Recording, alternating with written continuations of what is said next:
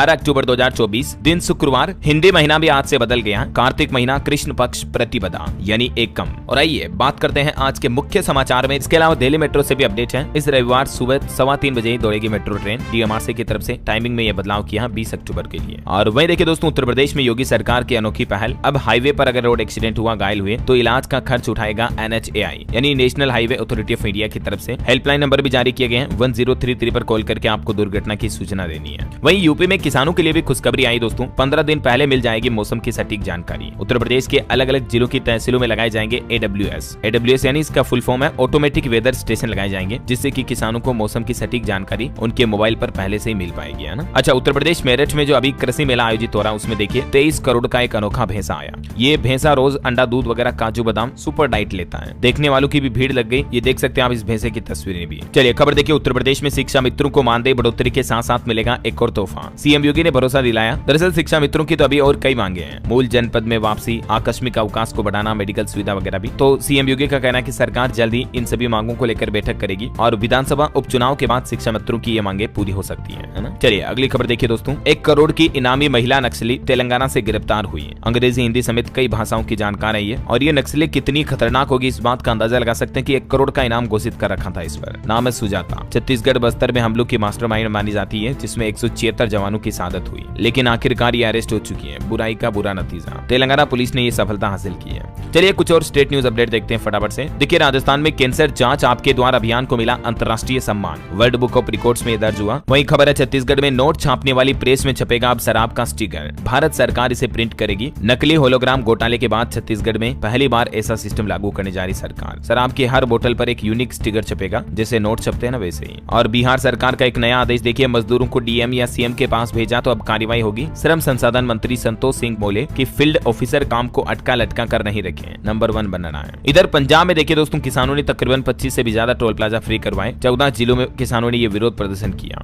धान की फसल सही तरीके से खरीद न होने की वजह से किसान भाई लोग नाराज चल रहे हैं। चलिए खबर है, हिमाचल प्रदेश को केंद्र सरकार से मिले 21 करोड़ रुपए। विक्रमादित्य सिंह के जन्मदिन पर नितिन गडकरी ने ये तोहफा दिया। वहीं हिमाचल प्रदेश में रोडवेज बसों के लिए भी नया नियम लागू हो चुका है। 30 किलो तक घरेलू सामान अब फ्री में ले जा सकेंगे यात्री। बिना पैसेंजर 20 किलो सामान भेजने पर आधा टिकट पैसा देना पड़ेगा आपको। चलिए उत्तराखंड सरकार का एक बड़ा फैसला देखिए, सरकारी कर्मचारियों को मिलेगा 30 लाख से 1 करोड़ तक का बीमा कवर भी है। और उत्तराखंड ने राज्य के 1 लाख से भी ज्यादा सरकारी कर्मचारियों को कॉर्पोरेट सैलरी पैकेज के पात्र घोषित किया है। इस पैकेज में और भी कई बेनिफिट मिलेंगे, जिसकी डिटेल आप देख सकते हैं। वही दोस्तों, उत्तराखंड में यूसीसी नियमावली भी बनकर तैयार हो चुकी है। 18 अक्टूबर को मुख्यमंत्री पुष्कर सिंह धामी को सौंप दी जाएगी ये नियमावली। 9 नवंबर को इसे लागू करने की तैयारी है। और उत्तराखंड की इकोनॉमी यानी कि अर्थव्यवस्था पर भी एक अच्छी खबर आ रही है। पिछले 24 साल में 24 गुना बढ़ी GSDP। प्रति व्यक्ति आय में भी 17 गुना तक इजाफा हुआ। और खबर है, उत्तराखंड के मदरसों में पढ़ाई जाएगी संस्कृत भाषा। बच्चों को उर्दू के साथ साथ संस्कृत और अरबी भाषा का भी ज्ञान दिया जाएगा। मदरसा बोर्ड संस्कृत विभाग के साथ एक MOU साइन करेगा इस संबंध में। वैसे उत्तराखंड में मदरसा बोर्ड को भंग करने की भी सिफारिश की जा रही है। NCPCR ने सभी राज्यों के CS को इस संबंध में एक पत्र भी लिखा है। चलिए अगली खबर देखिए, PM मोदी खुद अगर पाकिस्तान आते तो अच्छा होता, उन्हें अब हम पाकिस्तान आने का न्योता भी देंगे। NDTV से एक इंटरव्यू के दौरान पाकिस्तान के PM नवाज शरीफ ने ये बातें कही है। वहीं खबर है, अब दुकानों पर आसानी से मिलेगी प्रीमियम ब्रांड की शराब। आंध्र प्रदेश सरकार की तरफ से पुरानी शराब को खत्म कर नई शराब की आबकारी नीति लागू की गई है। और खबर देखिए, बिहार के बच्चे अब स्कूलों में नहीं होंगे torture. Anti child bullying committee बनाई जाएगी बिहार राज्य में। वहीं मध्य प्रदेश सरकार की एक नई पहल देखिए, सभी ज्योतिर्लिंगों पर लगेगी वैदिक घड़ी। शीघ्र मोबाइल ऐप कलाई घड़ी, दीवार घड़ी के रूप में भी मिलेगी ये वैदिक घड़ी।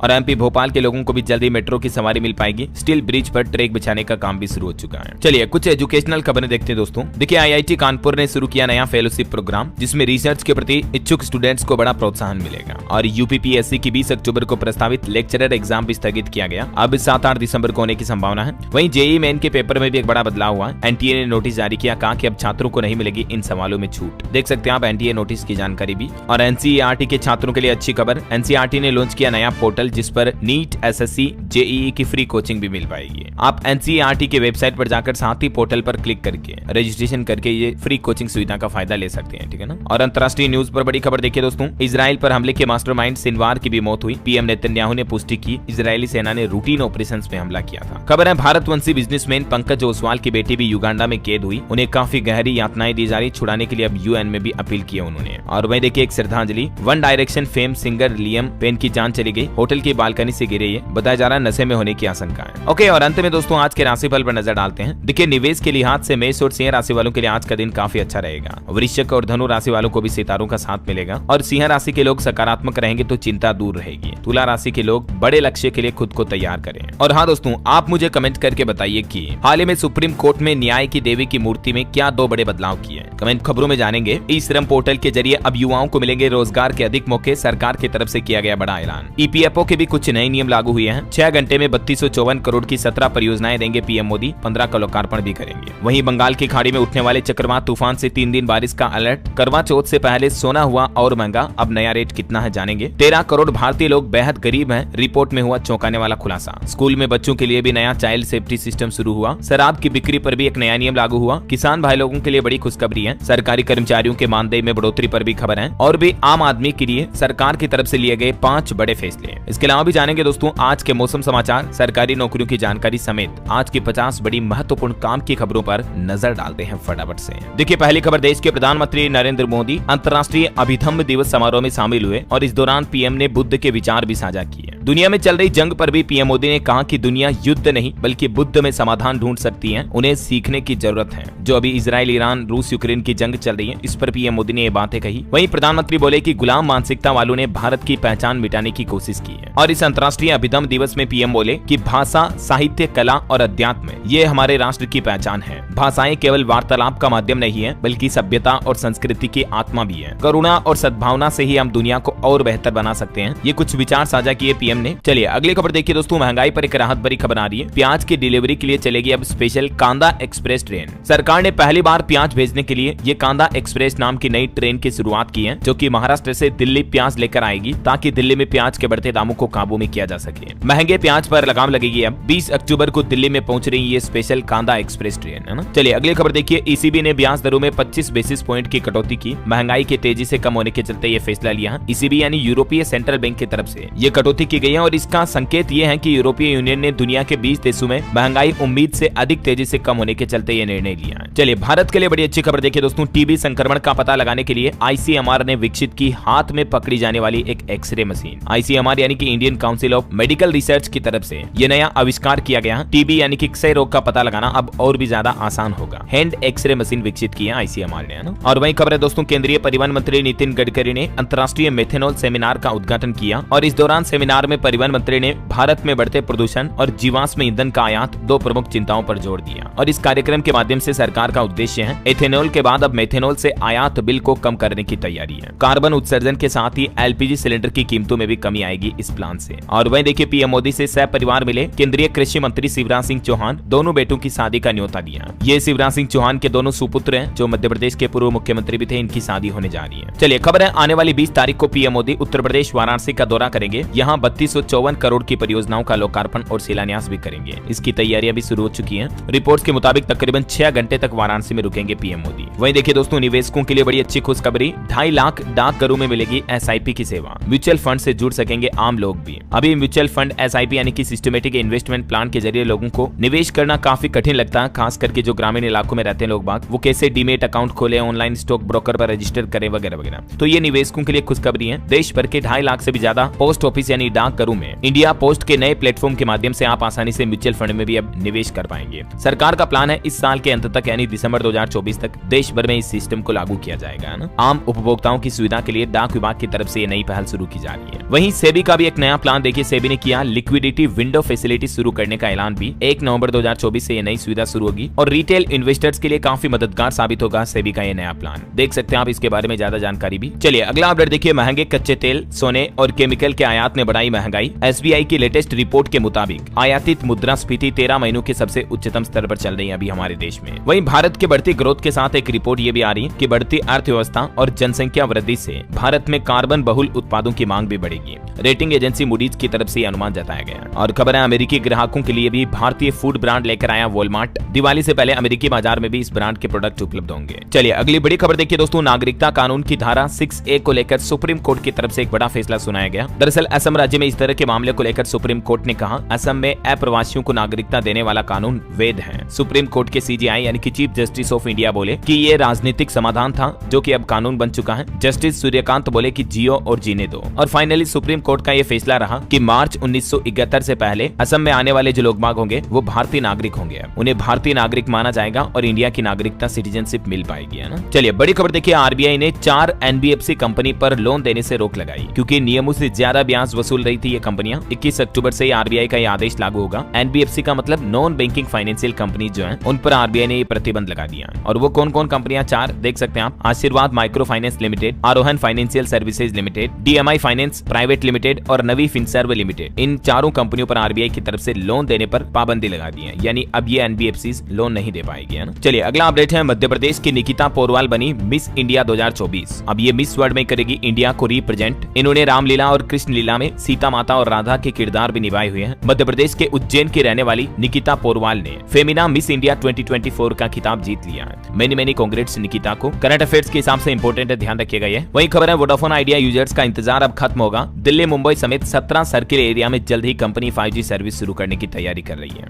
अच्छा खबर और देखिए, देश की राष्ट्रपति द्रौपदी मुर्मू जो अभी विदेश दौरे पर हैं, अल्जीरिया में उन्हें मानद डॉक्टरेट की उपाधि से सम्मानित किया गया। अभी 3 अफ्रीकी देशों की यात्रा के तीसरे और अंतिम चरण में है। मलावी पहुंची देश की राष्ट्रपति द्रौपदी मुर्मू। चलिए खबर है, सिंगापुर में हुई भारत और आसियान देशों के बीच पहली ट्रैक 1 साइबर नीति की वार्ता भी। वहीं आने वाले शनिवार को राजस्थान के सीकर में 1 दिवसीय दौरे पर रहेंगे उपराष्ट्रपति जगदीप धनखड़। भारत के लिए एक और गर्व की बात आ रही है, निशानेबाजी विश्व कप फाइनल में भारत के विवान कपूर ने ट्रेप स्पर्धा में रजत पदक जीता। वही देखिए, राजधानी दिल्ली के राष्ट्रीय विज्ञान केंद्र में काला हीरा गहराइयों की प्रदर्शनी का अनावरण किया गया केंद्रीय संस्कृति और पर्यटन मंत्री गजेंद्र सिंह शेखावत द्वारा। और वहीं देखिए, सरकार का एक बहुत ही अच्छा प्लान खास करके युवा खिलाड़ियों के लिए। देखिए, राष्ट्रीय खेल प्रशासन विधेयक 2024 का मसौदा तैयार हो चुका है। देश में एक मजबूत और पारदर्शी खेल प्रशासन संरचना स्थापित करने की दिशा में ये एक परिवर्तनकारी कदम साबित होगा। केंद्रीय खेल मंत्री डॉक्टर मनसुख मांडविया की तरफ से ये बड़ी घोषणा की गई। सरकार के इस प्लान का उद्देश्य है हमारे देश में एथलीट और खेलों को बढ़ावा देना ताकि देश में ज्यादा से ज्यादा युवा खिलाड़ी सशक्त हो सके, है ना। और खबर है दोस्तों, एचडीएफसी बैंक ने वैश्विक उपस्थिति बढ़ाने के लिए सिंगापुर में भी अपनी पहली ब्रांच खोली। बड़ी खबर है, शराब माफियाओं पर अब बिहार में लगेगा सीसीए कानून। मंत्री रत्नेश सदा करेंगे मुख्यमंत्री नीतीश कुमार से संबंध में बातचीत भी। दरअसल आपको पता होगा, बिहार में भी जहरीली शराब के मामले सामने आए। पिछले 4 दिन में ही 36 लोगों की जान चली गई। सीवान और सारण में तो 40 लोगों की हालत अभी भी काफी गंभीर है और 7 लोगों की तो आंखों की रोशनी भी चली गई। आपको पता होगा, आए दिन बिहार राज्य में जहरीली शराब के चलते ऐसे मामले घटनाएं सामने आती रहती है। तो इन्हीं पर लगाम लगाने के लिए बिहार सरकार की तरफ से यह प्लान बनाया गया, सख्त कानून लागू किया जाएगा।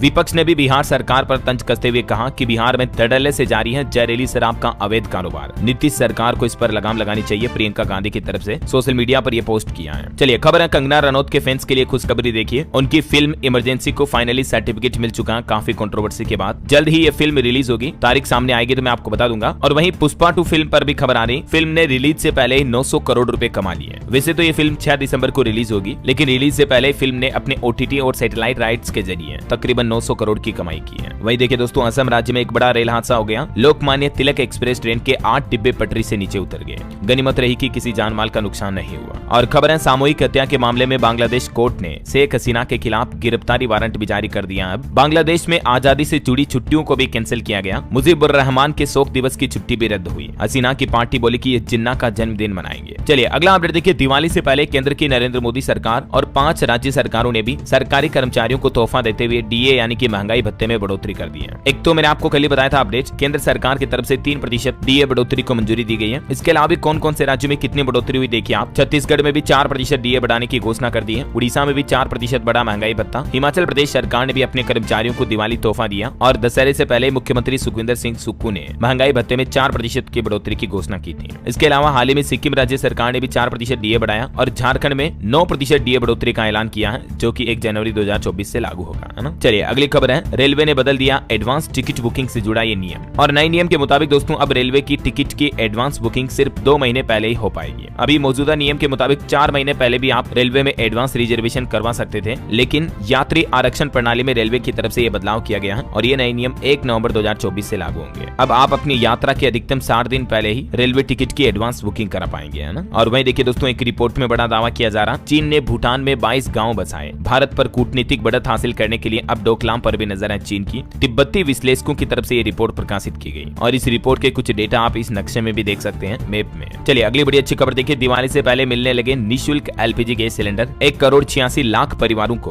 फ्री एलपीजी गैस सिलेंडर दिए जाएंगे। उत्तर प्रदेश के मुख्यमंत्री योगी आदित्यनाथ सरकार की तरफ से इस संबंध में शासनादेश भी जारी कर दिया है। प्रधानमंत्री उज्ज्वला योजना का लाभ लेने वाली महिलाओं को इस दिवाली फ्री एलपीजी सिलेंडर मिलेगा ना। दिवाली के अलावा भी होली, रक्षाबंधन वगैरह इन त्योहारों के मौके पर भी योगी आदित्यनाथ सरकार द्वारा ये एलपीजी गैस सिलेंडर दिया जाएगा। चलिए अगली खबर देखिए। 2 महीने के अंदर जम्मू कश्मीर को पूर्ण राज्य का दर्जा मिले। जम्मू में नई सरकार बनने के बाद अब सुप्रीम कोर्ट में भी इस तरह की याचिका लगाकर गुहार की गई है। अच्छा, हरियाणा की एक कंपनी की अनोखी खबर देखिए आप। कंपनी ने दिवाली गिफ्ट में अपने कर्मचारियों को बांटी कारें। 15 कर्मचारियों को ये गाड़ियां मिली। एक फार्मा कंपनी ने अपने कर्मचारियों को ये शानदार गिफ्ट दिया है। हरियाणा के पंचकुला की ये कंपनी है। ब्यूटी और वेलनेस प्रोडक्ट बनाती है कंपनी मोब एमआर नाम से। चलिए महंगाई पर एक बड़ी खबर आ रही है कि आम आदमी पर महंगाई की मार पड़ने वाली है। 5.5 रुपए तक बढ़ सकती है सीएनजी की कीमतें। दरअसल दोस्तों, सरकार ने वाहनों के लिए सीएनजी की सेल करने वाली शहरी गैस वितरण कंपनियों के सप्लाई कोटे में कमी कर दी है। अभी इन कंपनियों को घरेलू सस्ती गैस की सप्लाई में एक फिक्स्ड कोटा मिलता है, जिसमें सरकार ने लगभग 5वें हिस्से के बराबर कटौती कर दी है। और तो अब इस कटौती का भरपाया करने के लिए जो सीएनजी कंपनियां हैं, जाहिर सी बात है अपने ग्राहकों से ही वसूली करेगी। तो रिपोर्ट्स के मुताबिक 5 से 5.5 रुपए प्रति किलो तक सीएनजी महंगी हो सकती है। चलिए खबर आ रही, कैथल पहुंची मुंबई क्राइम ब्रांच। बाबा सिद्दीकी मामले की जांच के लिए आरोपी गुरमेल और जीशान अख्तर के दोस्तों से भी पूछताछ की गई। वहीं किसानों की बड़ी चेतावनी देखिए। एसकेएम यानी कि संयुक्त किसान मोर्चा ने 26 नवंबर को 500 जिलों में चेतावनी रैली की घोषणा की है। किसानों ने सरकार को अल्टीमेटम दिया, कहा कि अगर हमारी मांगे पूरी नहीं हुई तो फिर से बड़ा आंदोलन होगा। अभी बड़े किसान आंदोलन के दिल्ली मार्च के 4 साल पूरे हो चुके हैं और इस मौके पर किसानों के सामूहिक संगठन संयुक्त किसान मोर्चा की तरफ से सरकार को एक बार फिर से ये अलर्ट जारी किया। अगले महीने 26 नवंबर को देश के 500 जिलों में चेतावनी रैलियां निकालेंगे किसान भाई लोग, है ना। एमएसपी गारंटी वगैरह समेत कुछ मांगे हैं किसानों की। चलिए अगला अपडेट आ रहा, जस्टिस संजीव खन्ना होंगे 51वें सीजेआई। अनुच्छेद 370 हटाने को भी इन्होंने सही बताया था। इनका कार्यकाल सिर्फ 6 महीने का होगा। 13 मई को ये भी रिटायर होंगे। दरअसल अभी जो सुप्रीम कोर्ट के सीजेआई है चंद्रचूड़, वो अगले महीने 10 नवंबर 2024 को रिटायर हो रहे हैं। तो अब इनकी जगह लेंगे जस्टिस संजीव खन्ना, जो कि सुप्रीम कोर्ट के 51वें चीफ जस्टिस होंगे, है ना। करंट अफेयर्स के हिसाब से इंपोर्टेंट है, ध्यान रखिएगा। वहीं खबर देखिए, मैरिटल रेप पर भी सुप्रीम कोर्ट में सुनवाई हुई। याचिकाकर्ता बोले कि पति को सिर्फ इसलिए छूट न मिले क्योंकि पीड़ित पत्नी है, ना का मतलब न होता है। इस मामले को लेकर सुप्रीम कोर्ट में 3 घंटे तक सुनवाई चली तकरीबन। अभी मौजूदा समय में दोस्तों मैरिटल रेप पर क्या कानून है हमारे देश में, जिसकी जानकारी भी आप देख सकते हैं। चलिए खबर देखिए, कर्नाटक सरकार का बड़ा फैसला। कर्नाटक में आवासीय स्कूलों का नाम अब बदला जाएगा। महर्षि वाल्मीकि नया नाम होगा। कर्नाटक के सीएम सिद्धारमैया बोले कि बीजेपी समानता की बात करती है लेकिन उसका पालन नहीं करती है। कल ही वाल्मीकि जयंती के मौके पर सीएम ने उनको श्रद्धांजलि दी और कर्नाटक सरकार ने गुरुवार को राज्य के सभी आवासीय स्कूलों के नाम भी बदल दिए हैं। अब ये सभी स्कूल महर्षि वाल्मीकि विद्यालय के नाम से जाने जाएंगे, है ना। चलिए अगला बड़ा महत्वपूर्ण अपडेट है दोस्तों, ईपीएफओ की तरफ से कुछ नए नियम लागू किए गए हैं। देश के 6 करोड़ से भी ज्यादा पीएफ मेंबर्स के लिए गुड न्यूज आई। एक तो ईडीएलआई स्कीम के तहत बीमा का लाभ बढ़ चुका है। ईडीएलआई का मतलब होता है कर्मचारी जमा संबंध बीमा योजना। तो सरकार ने अभी इस योजना को 28 अप्रैल 2024 से पिछली तारीख से बढ़ा दिया है और सरकार के इस कदम से 6 करोड़ से भी ज्यादा ईपीएफओ सदस्यों को 7 लाख रुपए तक की जीवन बीमा सुरक्षा सुनिश्चित होगी, यानी 7 लाख रुपए तक का बीमा योजना का लाभ मिल पाएगा। खुद केंद्रीय श्रम मंत्री मनसुख मांडविया की तरफ से कल गुरुवार को इस बात की जानकारी दी गई। इस योजना का मकसद क्या है और भी बीमा योजना में न्यूनतम और अधिकतम लाभ कितना होगा, इसकी डिटेल तो आप देख ही सकते हैं स्क्रीन पर। इसके अलावा भी दोस्तों ईपीएफओ की तरफ से कुछ और अपडेट है। अकाउंट से निकासी यानी कि पैसों के विड्रॉल के नियम भी बदले हैं। अब ये न्यू रूल्स क्या होंगे, इसको लेकर कुछ पॉइंट्स आप स्क्रीन पर देख सकते हैं। एक एक पॉइंट को मैं बोलूंगा तो काफी ज्यादा लंबा समय लग जाएगा, तो आप थोड़ा सा वीडियो को पॉज करके देख लीजिएगा, ठीक है ना। और अब देखते हैं वापस मौसम समाचार की बात कर रहे थे अपन। देखिए बंगाल की खाड़ी में उठने वाले चक्रवात तूफान से उड़ीसा राज्य में 3 दिन बारिश का अलर्ट जारी किया मौसम विभाग ने। आने वाले 23, 24 और 25 अक्टूबर को उड़ीसा में भारी बारिश होने की संभावना है। इसके अलावा भी केरल, कर्नाटक, माहे, लक्षद्वीप में अगले 4-5 दिनों तक तेज बरसात हो सकती है। वहीं बिहार के 8 जिलों में मौसम बदलने का अलर्ट भी जारी हुआ। लोगों से सावधान रहने की अपील भी किया मौसम विभाग ने। इसके अलावा झारखंड राज्य के भी कुछ जिलों में बारिश के आसार है। 19 अक्टूबर से मौसम बदलेगा फिर से। ये बंगाल की खाड़ी में जो लो प्रेशर बन रहा ना, उसके चलते। और भी दोस्तों अगले 24 घंटों के दौरान मौसम की संभावित गतिविधियां क्या रह सकती हैं, किन किन राज्यों में हल्की मध्यम बारिश की संभावना है, तो देख लीजिएगा थोड़ी जानकारी आप स्क्रीन पर। चलिए मौसम के बाद सराफा बाजार पर नजर डालें। सोने चांदी के भाव क्या चल रहे हैं। देखिए करवा चौथ से पहले सोना फिर से महंगा हुआ है। देश के कुछ राज्यों में तो सोने का भाव 79,000 रुपए तक पहुंच चुका है। दिल्ली सराफा बाजार का ही आंकड़ा देखें तो सोने की कीमतों में 450 रुपए की बढ़ोतरी के साथ 79,350 रुपए प्रति 10 ग्राम का लेवल टच कर लिया है। ऑल इंडिया सराफा एसोसिएशन के ये लेटेस्ट रेट में आपको बता रहा हूँ। हालांकि चांदी का भाव भी काफी ज्यादा चल रहा, 93,500 रुपए प्रति किलो पर स्थिर रही चांदी। कुछ तो अभी क्या कि विदेशी बाजारों में ही सोने की कीमतों में तेजी है। यही वजह कि हमारे इंडिया में भी रेट बढ़ रहे हैं, क्योंकि भारत में काफी सोना इंपोर्ट भी किया जाता है। चलिए मार्केट का अपडेट भी देख लीजिए। सेंसेक्स 500 अंकों की गिरावट के साथ 81,000 पर बंद हुआ। निफ्टी भी लगभग 225 पॉइंट गिरा। वहीं कुछ कंपनियों के रिजल्ट्स देखिए। दिवाली से पहले इन्फोसिस कंपनी ने डिविडेंड की घोषणा की है। प्रॉफिट में 5% की बढ़ोतरी हुई है। जुलाई सितंबर तिमाही में इन्फोसिस कंपनी को 6,500 करोड़ का मुनाफा हुआ। विप्रो को भी दूसरी तिमाही तिमाही में 3209 करोड़ का मुनाफा हुआ, सालाना आधार पर 21% की बढ़ोतरी हुई, तो आप इसके स्टॉक पर भी नजर रखें जरूर। वही दोस्तों जुलाई सितंबर तिमाही में नेस्ले इंडिया को 986 करोड़ का मुनाफा हुआ, कंपनी को सालाना आधार पर 8.5% का प्रॉफिट हुआ है। और बजाज कंपनी के स्टॉक एक ही दिन में 13% से भी ज्यादा टूटे। वजह क्या रही दोस्तों की कंपनी के बहुत ही कमजोर नतीजे आए। बीते एक साल में इस स्टॉक ने 96% का रिटर्न दिया, उसके बावजूद कंपनी के नतीजों के बाद स्टॉक में 13% की गिरावट देखी गई है। चलिए मार्केट के बाद अब अपन आगे बढ़ते हैं खबरों में। देखिए न्यूजीलैंड ने हरित व्यापार को बढ़ावा देने के लिए भी भारत के साथ एक समझौता सहमति पत्र पर हस्ताक्षर किए हैं। वही खबर है उपभोक्ता सिम के लिए RSP platform sense pro M भी लॉन्च हुआ। देख सकते हैं आप इस प्लेटफॉर्म के बारे में ज्यादा डिटेल भी। और खबर है मुस्लिम नेता असुद्दीन ओवैसी नहीं पहुंचे अदालत, अब 5 नवंबर को होगी सुनवाई। यूपी में काफिले पर हमला हुआ था इनके, इसी मामले को लेकर कोर्ट में सुनवाई चल रही है। और खबर है दोस्तों सलमान खान के घर फायरिंग के मामले में शूटर हरियाणा से गिरफ्तार हुआ। लॉरेंस गैंग का गुर्गा निकला, ये भी होटल में छिपा था, अब मुंबई ले गई पुलिस इसे। और मध्य प्रदेश हाईकोर्ट ने देखिए पाकिस्तान जिंदाबाद कहने वाले एक शख्स को जमानत दी, इस शर्त पर कि वो तिरंगे को सलामी करेगा और भारत माता की जय कहना होगा। और वह देखिए सरकार ने आंकड़े जारी करते हुए कहा कि केंद्रीय मंत्रिमंडल ने हाल ही में 234 नए शहरों में 730 नए निजी रेडियो चैनलों को मंजूरी दी है। केंद्रीय सूचना और प्रसारण राज्य मंत्री एल मुरुगन की तरफ से ये जानकारी दी गई। वही देखिए केरल के तिरुवनंतपुरम अंतर्राष्ट्रीय हवाई अड्डे पर देश के पहले स्व संचालित इंडोर वायु गुणवत्ता मॉनिटर का इंस्टॉलेशन किया गया और ये देश का पहला ऐसा एयरपोर्ट बन चुका है। और खबर है दोस्तों इंडिया इंटरनेशनल सेंटर IIC का 20वां वार्षिक उत्सव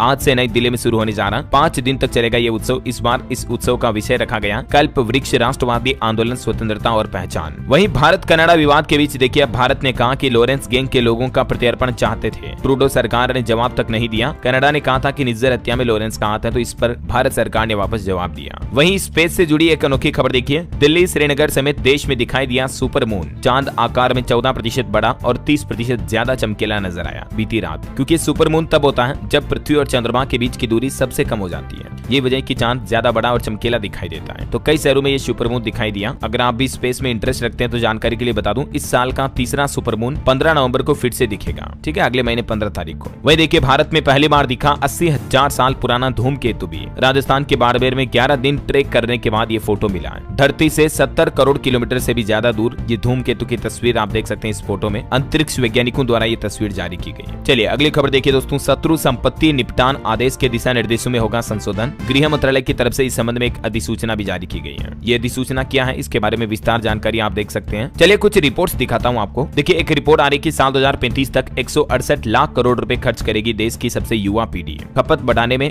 जनरेशन जेड की जेन जी जो है उसकी अहम भूमिका होगी। मतलब आने वाले समय में युवा ज्यादा एक्सपेंस करेंगे, खर्चा करेंगे ऐसा। वहीं वर्ल्ड बैंक की भी एक रिपोर्ट आ रही है 13 करोड़ भारतीय बेहद गरीब हैं जिनकी रोजाना कमाई 181 रुपए से भी कम है। विश्व बैंक की रिपोर्ट में जो ये दावा किया गया भारत के लिए वाकई में बड़ी चिंताजनक बात है। जहां एक तरफ हम विकसित भारत इंडिया को 3rd लार्जेस्ट इकोनॉमी बनाने की ओर अग्रसर हैं, 2047 विकसित भारत का सपना है। इस बीच इस तरह की रिपोर्ट पर वाकई में चिंता करनी चाहिए, सोच विचार करना चाहिए। विश्व बैंक की रिपोर्ट ने कहा कि 13 करोड़ से भी ज्यादा लोग ऐसे हैं जिनकी प्रतिदिन आमदनी मात्र 181 रुपए है, $2.5 से भी कम। हालांकि 1990 में ये संख्या 43 करोड़ थी, तो उस वक्त से लेकर अभी तो काफी सुधार हुआ, लेकिन उस वक्त से लेकर अभी तक काफी इन्फ्लेशन महंगाई भी तो कितनी बढ़ गई। तो जरूर सरकार को इन रिपोर्ट्स पर ध्यान देना चाहिए और लोगों को महंगाई से राहत देने वाली और गरीब लोगों के लिए जल संकट बन रहा खाद्य उत्पादन के लिए बड़ा खतरा। रिपोर्ट में दावा किया गया कि साल 2050 तक 8% तक गिर सकती है वैश्विक GDP, क्योंकि पूरे विश्व में अभी जल संकट खाद्य उत्पादन के लिए एक बड़ा खतरा बन गया है। और यही हालात रहे तो दुनिया भर में मार्केट क्रैश हो जाएगा। 2050 तक इतनी बड़ी गिरावट देखने को मिलेगी। और एक रिपोर्ट देखिए 50 साल से कम उम्र की औरतों में आजकल बढ़ रहा ब्रेस्ट कैंसर। अश्वेत महिलाओं में मृत्यु दर श्वेत की तुलना में ज्यादा है। वहीं भारत की तेज गति से बढ़ती अर्थव्यवस्था पर एक अच्छी रिपोर्ट सामने आई दोस्तों। AI यानी कि आर्टिफिशियल इंटेलिजेंस के जरिए साल 2030 तक भारत को 33.8 लाख करोड़ का लाभ होने की संभावना है।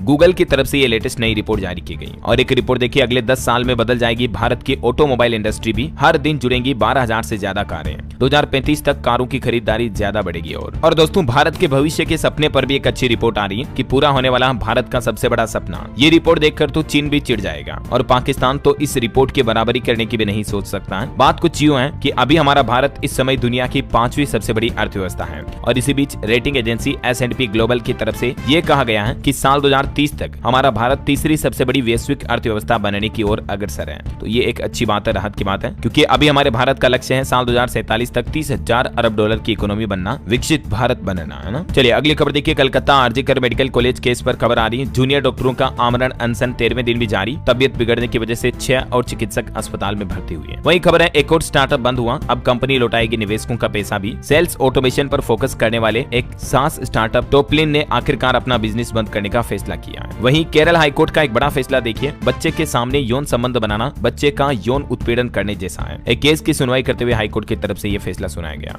चलिए बड़ी अच्छी खबर है, ई श्रम पोर्टल के जरिए अब मिलेंगे रोजगार के ज्यादा मौके, सरकार की तरफ से बड़ा ऐलान किया गया है। देखिए आखिर क्या प्लान है, आपको पता होगा श्रम और रोजगार मंत्रालय ने असंगठित क्षेत्र के श्रमिकों को एक साथ करने के लिए, उनका डेटाबेस बनाने के लिए 26 अगस्त 2021 को ये ई श्रम पोर्टल शुरू किया था, राइट। उसके बाद इसे आधार कार्ड से जोड़ा गया। इस पोर्टल का उद्देश्य है ये जो असंगठित श्रमिक हैं इनको एक यूएएन प्रदान करके उनका रजिस्ट्रेशन और सहायता करना है। तो अब सरकार ने ये प्लान बनाया है, इस पोर्टल पर नौकरियों की जानकारी देने वाली कंपनियों को अपने श्रमिकों को पोर्टल पर नामांकित करने की अनुमति मिलेगी। तो इस पोर्टल पर लोगों को रोजगार भी मिल पाएंगे, है ना। और भी कई विभिन्न कल्याणकारी योजनाओं के लिए एलिजिबिलिटी क्राइटेरिया जैसी नई सुविधाओं के साथ इस पोर्टल का दूसरा एडिशन शुरू करने की घोषणा की है केंद्रीय श्रम मंत्री मनसुख मांडविया ने। चलिए अगली खबर देखिए, पंजाब वासियों को भगवंत मान सरकार ने नया तोहफा दिया है। 32.78 करोड़ की लागत से भगवान वाल्मीकि पेनोरमा का उद्घाटन किया। वहीं उत्तर प्रदेश के बहराइच में जो हिंसा चल रही है, लगातार 4 दिन इंटरनेट बंद रहे, उसके बाद अब आखिरकार इंटरनेट सेवाएं शुरू हुई। इस हिंसा के बाद यहाँ इलाके के सूचना अधिकारी वारिस अली को भी हटाया गया। राम गोपाल की जान लेने वाले आरोपी को भी गिरफ्तार कर दिया है। और खबर है कि बहराइच हिंसा में नेपाल बॉर्डर पर सरफराज और तालीम का एनकाउंटर भी किया, दोनों के पैर में गोली लगी। इस घटना के 5 आरोपियों को गिरफ्तार भी किया गया है। चलिए अगला अपडेट देखिए, नायब सिंह सैनी ने लगातार दूसरी बार हरियाणा के मुख्यमंत्री पद की शपथ ली। दूसरी बार ये सीएम बने। कैबिनेट में 13 मंत्री भी बनाए गए। सबसे ज्यादा 5 ओबीसी चेहरे नजर आए, 2 महिला मंत्री भी रही।